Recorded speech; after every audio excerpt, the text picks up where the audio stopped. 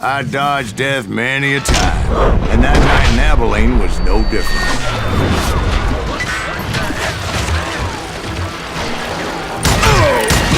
I was there with the intention of finding that bastard Bob and collecting the bounty on John Wesley.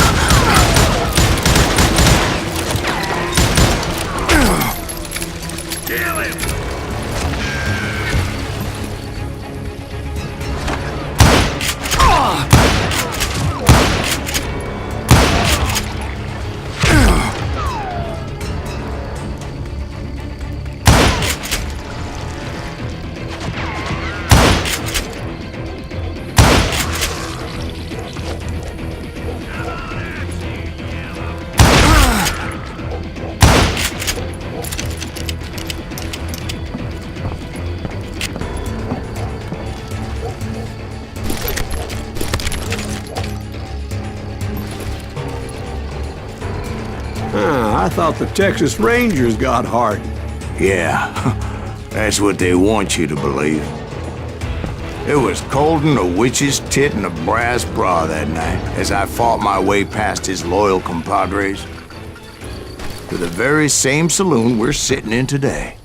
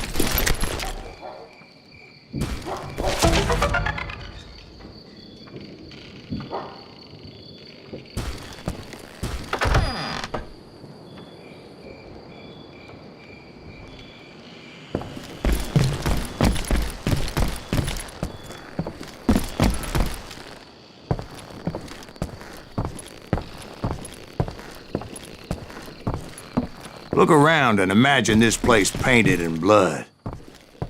Hardin was waiting for me, and...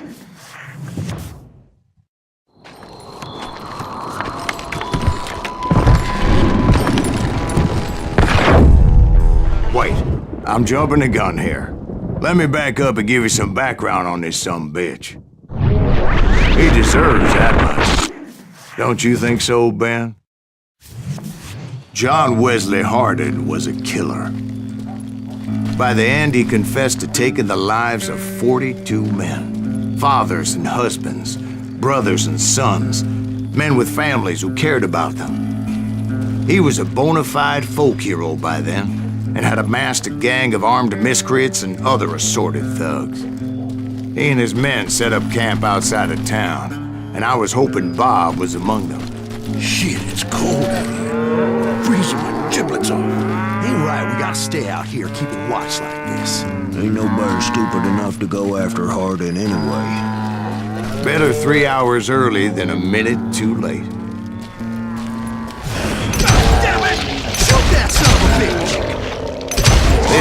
asked why I was there. They knew, as most of them were wanted as well. I had to spill a lot of blood to find out Hardin wasn't in there. He was carousing in town with his closest friends. Hardin's boys apparently didn't want me to reach the Bull's Head. Some were hightailing it into town to inform their Jefe of my unwelcome presence.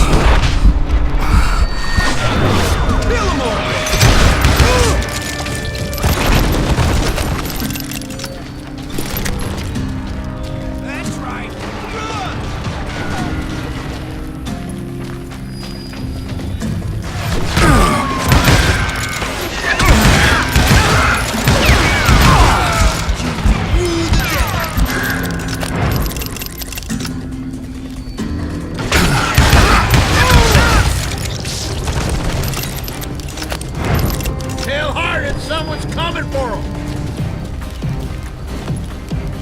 Stop that sumbitch! Let the boys know we got another law dog.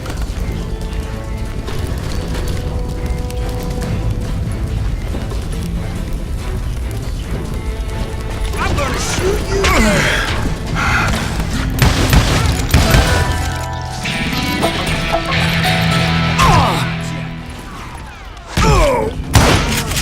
I wondered if Bob was among them.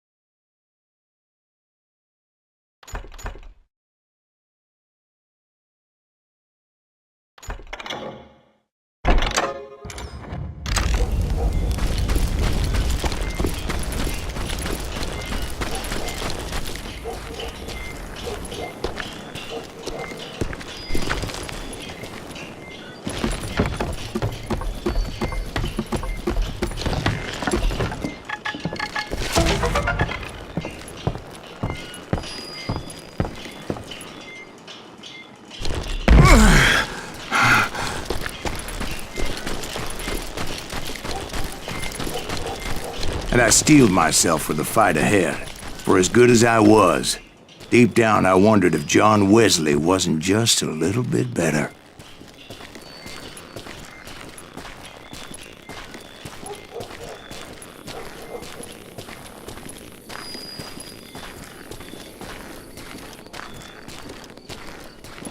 Before I could test my mettle against Hardin, however, I would first need to dispatch his cadre of hired killers. Most of these degenerates were beyond redemption, but John Wesley might have been a different story. I didn't learn until later that that night was in fact his birthday celebration.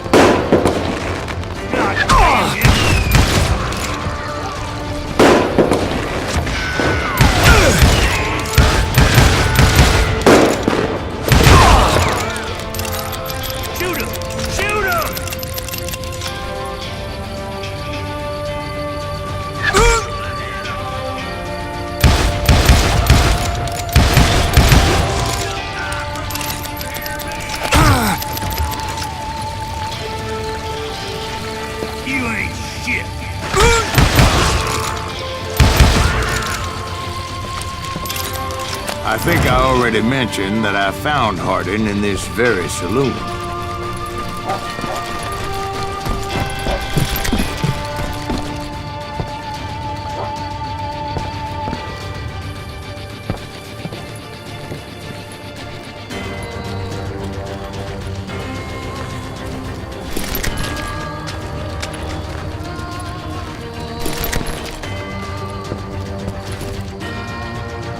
Suffice it to say, nobody there was happy to see me. Watch where you're shooting.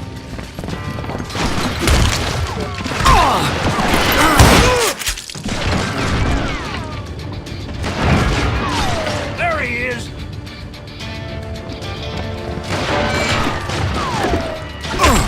He's crazier than a shithouse rat. In fact, I felt a certain hostility.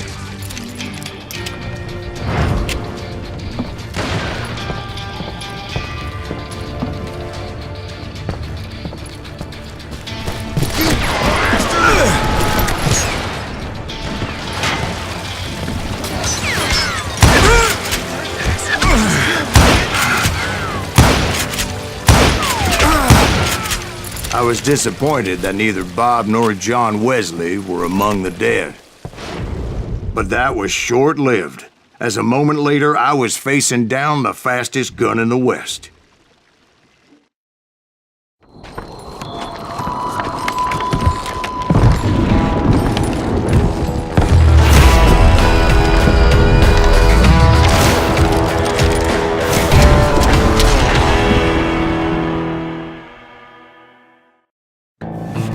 I felt a bolt of adrenaline, or maybe that was fear.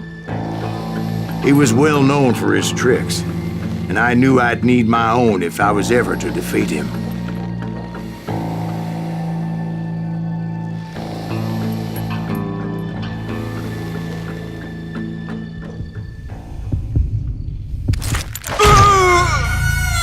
No, wait! He didn't hit me then. I'm sure of it.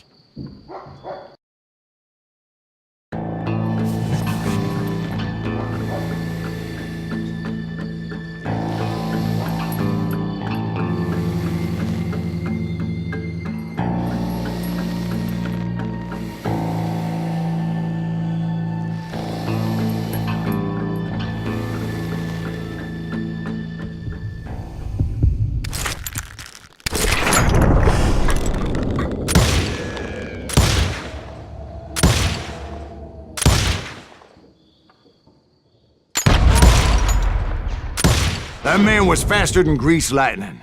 But being inebriated as he was, he didn't count his shots. And now, he was at my mercy. So he didn't die? No, I sent him to prison. Years later, after he was free, some restless Avenger took his life. Shot him in the back in a saloon just like this one. Anybody up for another beer? Ben?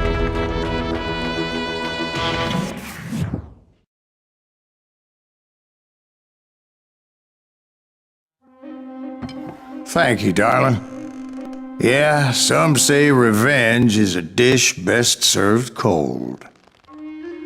So whatever happened to that Bob guy you were after? Personally, I'd like to hear some of your other adventures. Like, I don't know, do you ever go toe-to-toe with a red man?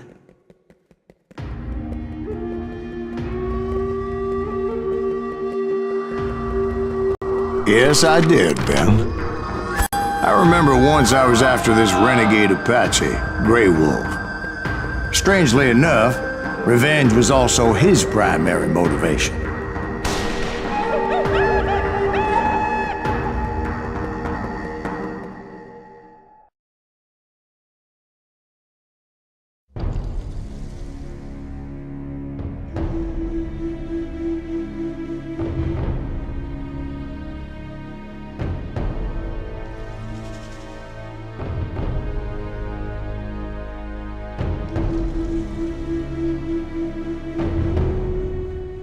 A bounty was put on Grey Wolf's head, and that's how I came to hunt him in the mountains. Mountains so high they tickled the nether regions of heaven.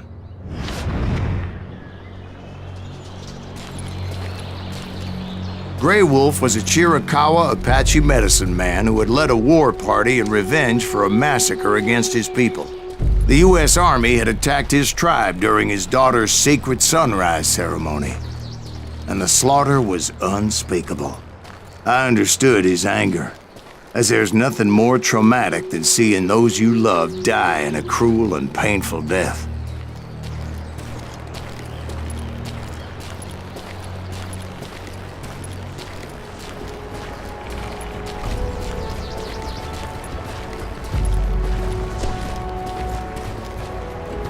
Right from the beginning, I couldn't shake the feeling that Gray Wolf was watching my every move.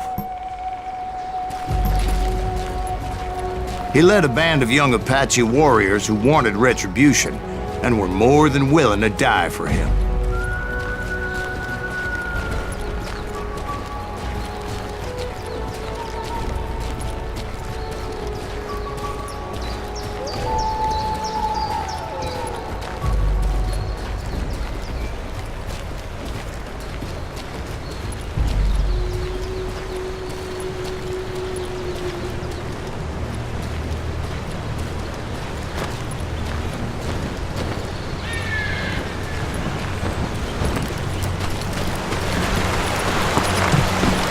They saw me before I saw them.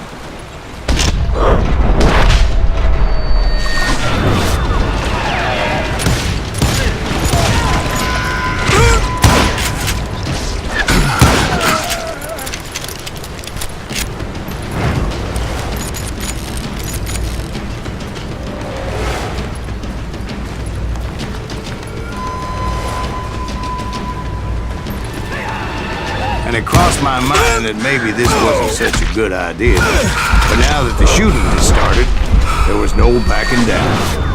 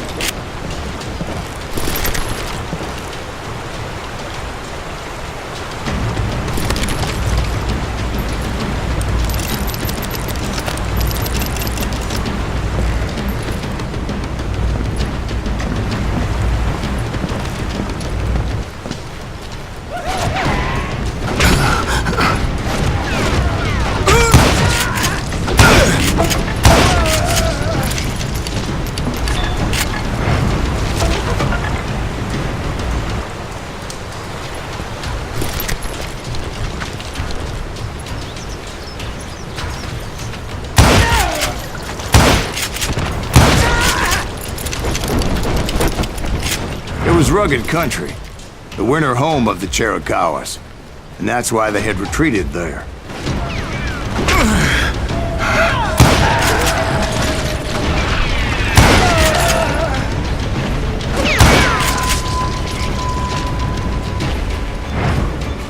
I admit to having some regrets about going after them the way I did. But then again, I got a lot of those.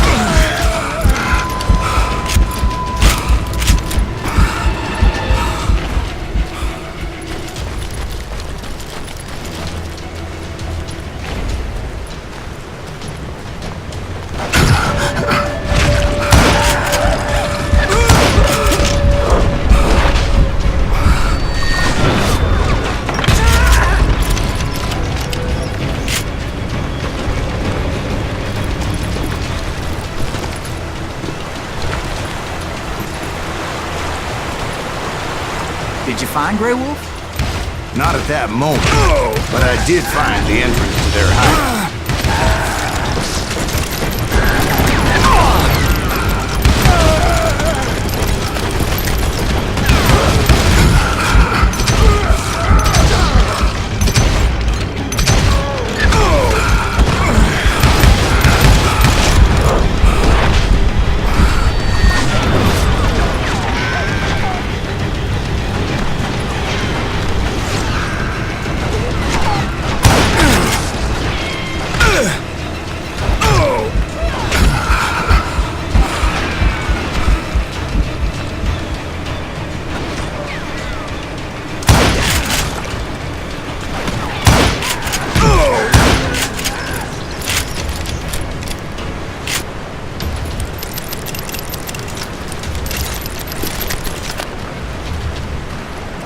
deep crevice that led to a deeper cave. Don't tell me you went in there.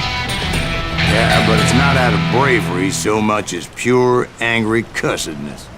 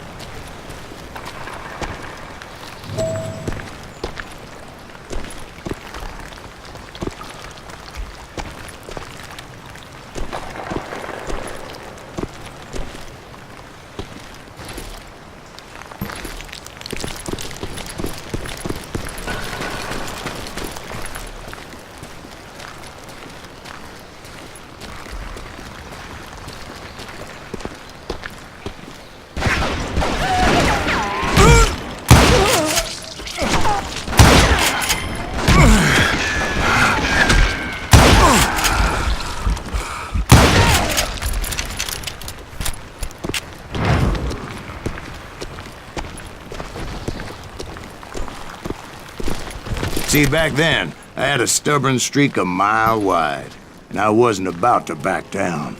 So it was like pitch black in there? Actually, it was pretty well lit, as they had torches on the walls.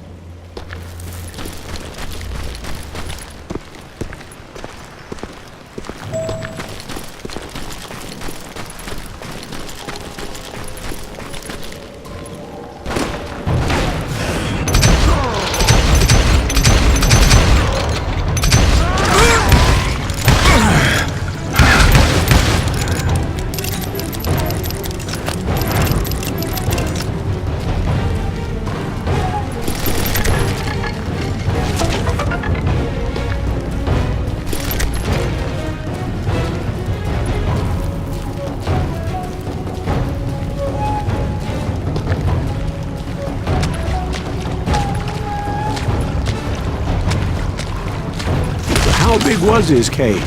Big as hell, Ben. Chiricahua had hid out there during the Indian Wars.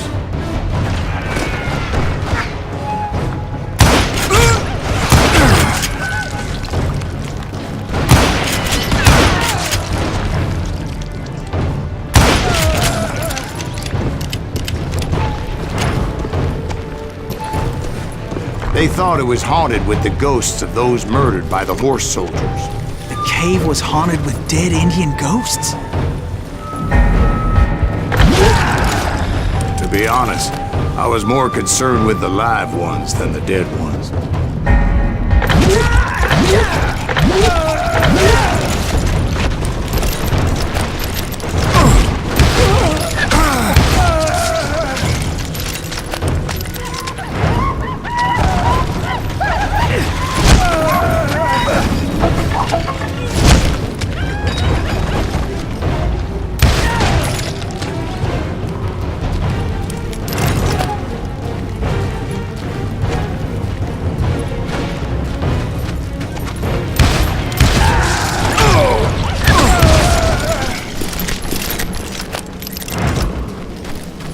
How come you know so much about engines? A few years back, I was married to two Mescalero women.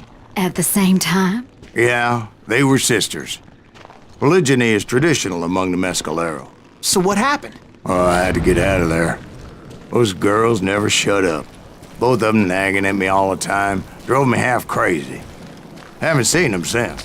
No, I mean, what happened with Grey Wolf? Oh, well, I pursued him into the Cave of Death. I came upon this flooded grotto, and that's when I saw him. He came to me unarmed and unafraid. His voice echoed in the shadows, and I sensed he meant me no harm. You carry great darkness in your heart, and if you do not release it, it will claim your soul. The sound of his voice put some kind of ancient Indian spell on me.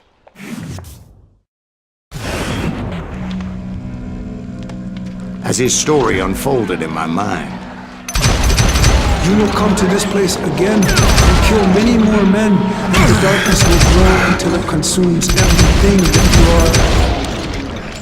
are. The soul would have no rainbow if the eye had no tears. he said I was a great warrior, a coyote man, unequaled by any other pale-faced warrior, or something like that. The snakes will bite shadows of your past until a venom poisons your heart, and an echo of the song of the dead summons the spirits deep from within the mountains. I didn't quite get what he was saying, but there was definitely snakes. And indeed, his warriors surrounded me and attacked me like hungry wolverines. They couldn't stop me, though, and Grey Wolf wasn't in the mood for idle talk.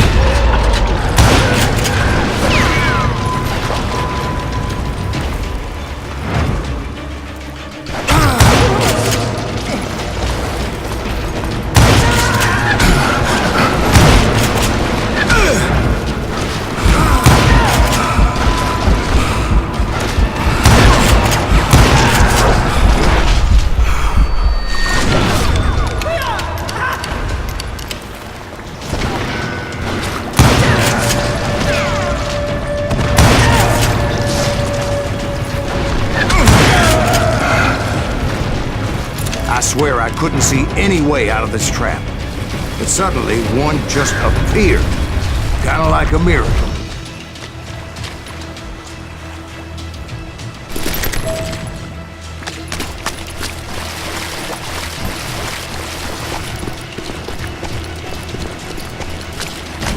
I felt like I would be lost in that damn cave forever.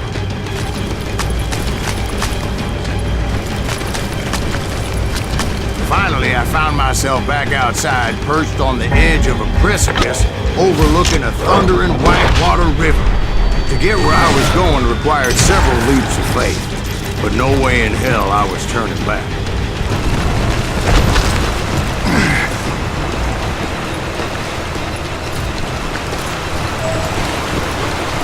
I chased after him, determined to make him explain the meaning of all that mumbo-jumbo.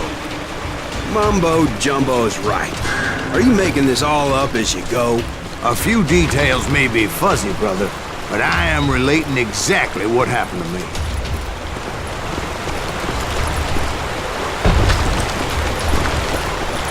There were dozens of Apache warriors aiming at me from on high. Dozens? Well, maybe not dozens, but there was a lot of them. At least 3 or 4. Well, more than that a little later.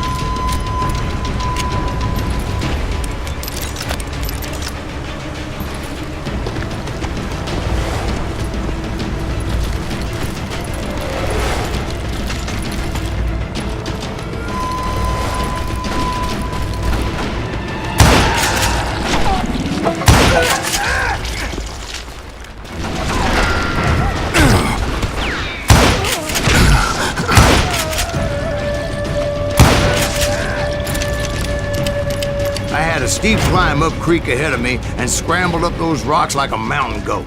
I was determined to locate Grey Wolf and find out exactly what the hell he was trying to tell me. And wouldn't you know it, that crafty son of a bitch led me right into a trap. What kind of trick? Well, son, there had to be at least 100 Apaches surrounded. 100? God be my witness. Oh, come on. Who are you kidding? Hey, I believe you. Come on, tell us how it ended. All right, but I'm not gonna drag this out. Where were we? You were surrounded by 100 Apache warriors. Well, I didn't take the time to count them exactly, but there were a lot of them.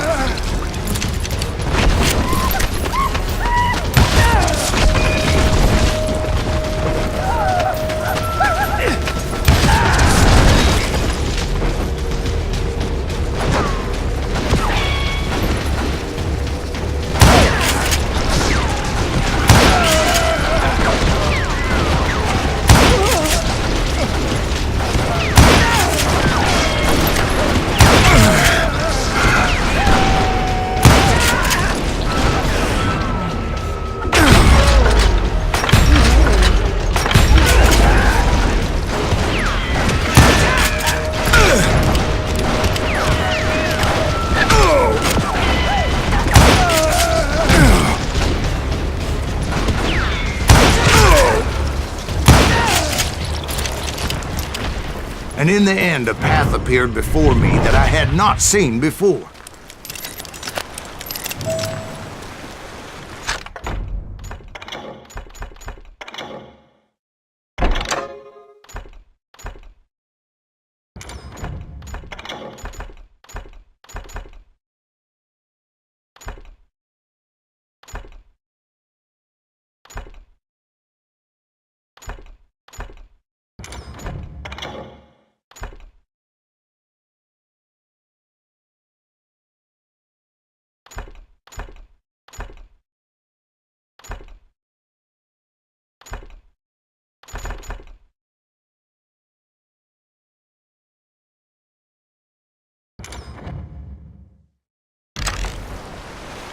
I followed it as I desperately needed to find out what Grey Wolf was trying to tell me. But it was like that son of a bitch disappeared into thin air.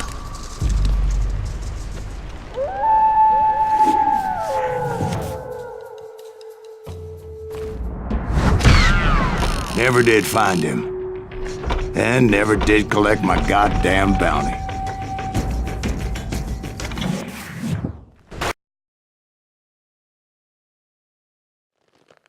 Thank you, darling.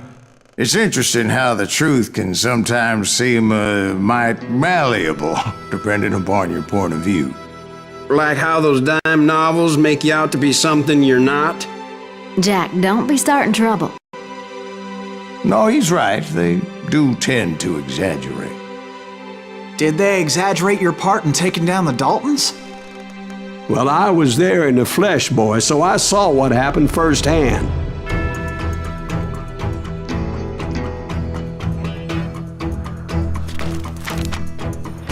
Those Daltons were lawmen once, before they all went bad, robbing banks and trains clear across the territory. Until Coffeeville, of course. I was one of the citizens who took up arms that day. Fighting on the side of right? I did my best, sir. We all did.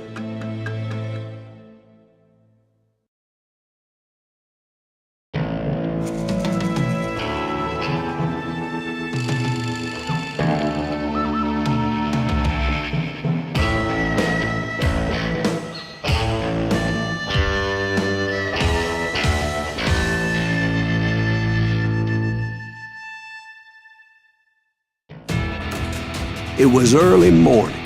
One of my friends was a local gunsmith, and he handed out firearms to anybody who'd take one.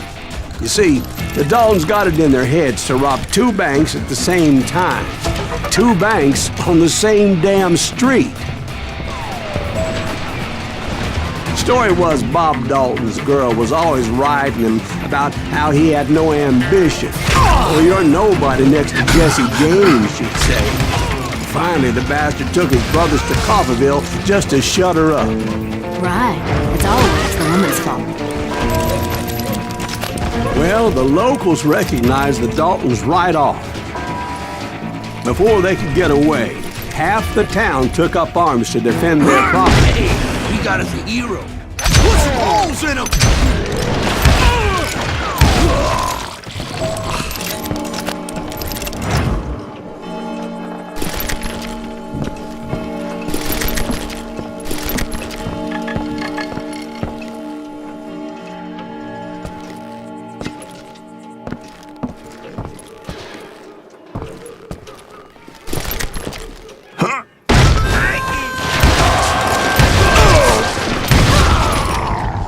The brothers paid dearly for their stupidity, but everybody knows they had it coming. There's more to it than that.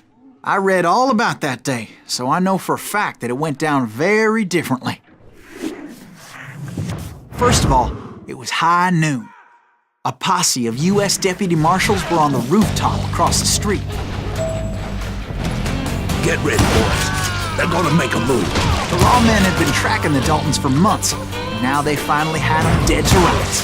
Among them was a bounty hunter feared by many a lawbreaker. The marshals tried to get the Daltons to surrender. They'll give up eventually. We just gotta wait to suck the bitches out. This bounty hunter knew that the brothers were far too proud to ever lay down their guns.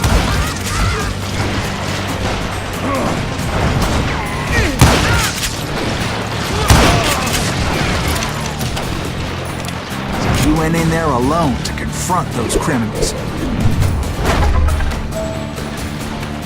One of the marshals shouted, "Where are you going? Are you crazy?"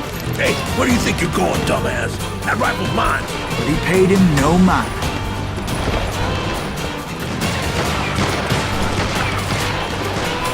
He saw a way to get around to the back of the bank.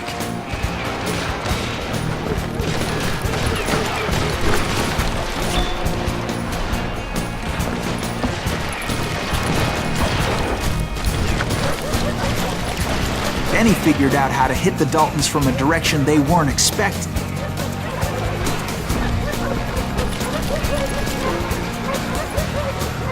From above. Fortunately, a water tower was right there.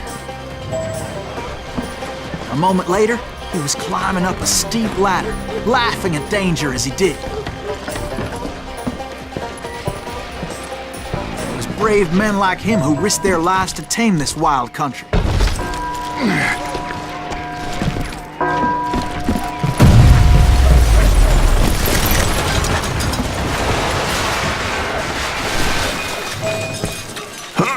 We've got company. Heroic men like him, who did what other men couldn't or wouldn't to make this country free. Like Jim Bowie and Davy Crockett, who died defending the Alamo. Is that Silas Greaves? Son of a bitch!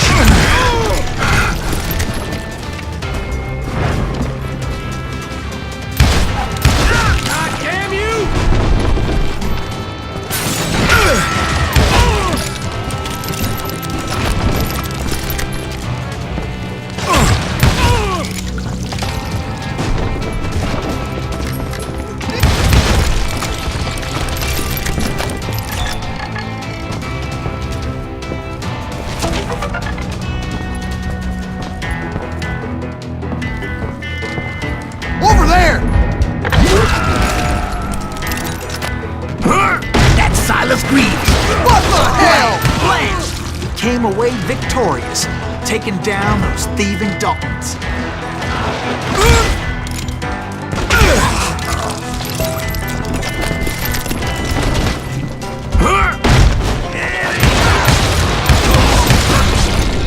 His name was Silas Greaves, and when the dust finally settled, he was the last man standing. Sorry, kid, but that just wasn't the way it happened.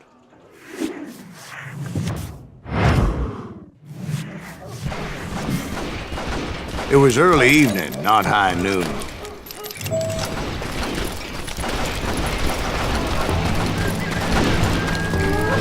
I was late to the party and Coffeyville was already up in arms. The Daltons blew up a safe and were all set to hightail it out of there. Those pathetic deputies surrounding the bank were dropping like flies.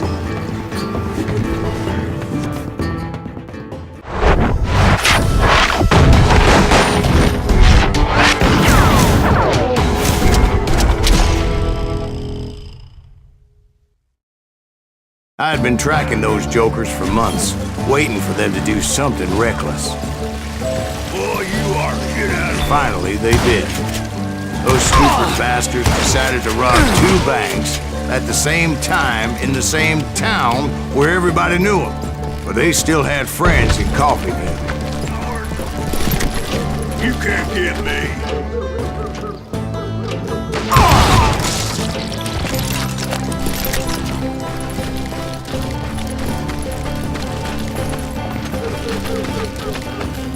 Hey, we got us. Put some holes in them.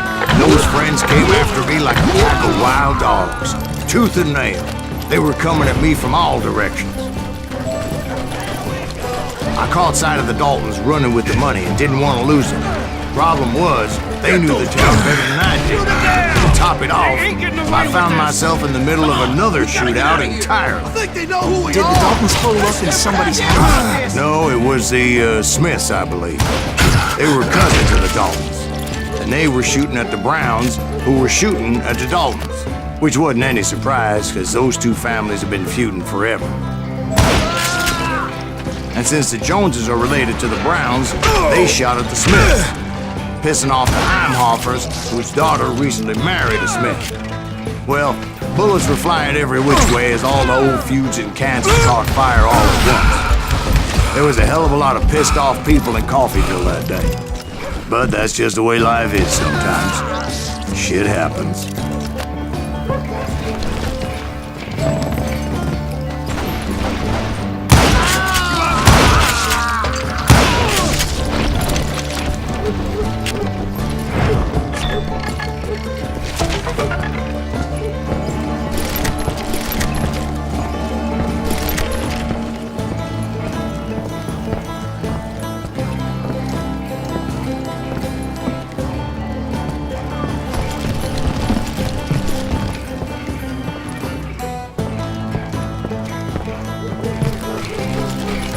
The Dalton boys knew I would never give up. Those Daltons weren't the sharpest knives in the drawer, but they always stood together. They set a trap to slow me down and allow at least two of them to escape. The third brother stayed behind to plant me, just in case that trap of theirs didn't work.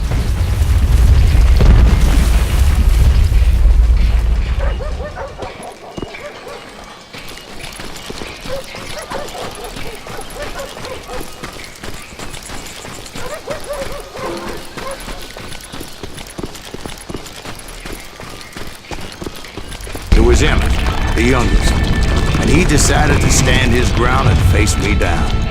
I ain't afraid of you, Silas Greaves. This is where it ends for you. He was determined to protect his brothers. I understood how he felt. Taking me on all by his lonesome wasn't exactly a recipe for a long life.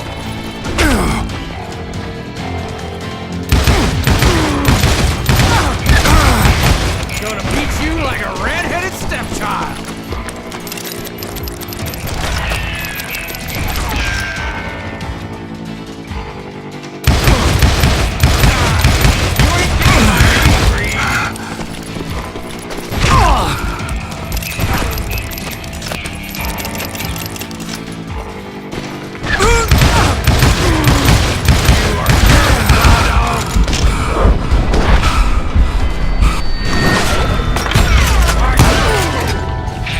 But Emmett Dalton survived the robbery in Coffeyville. He's the only Dalton who did. They say he was shot 23 times. Well, Dwight, who do you think put all those damn holes in him?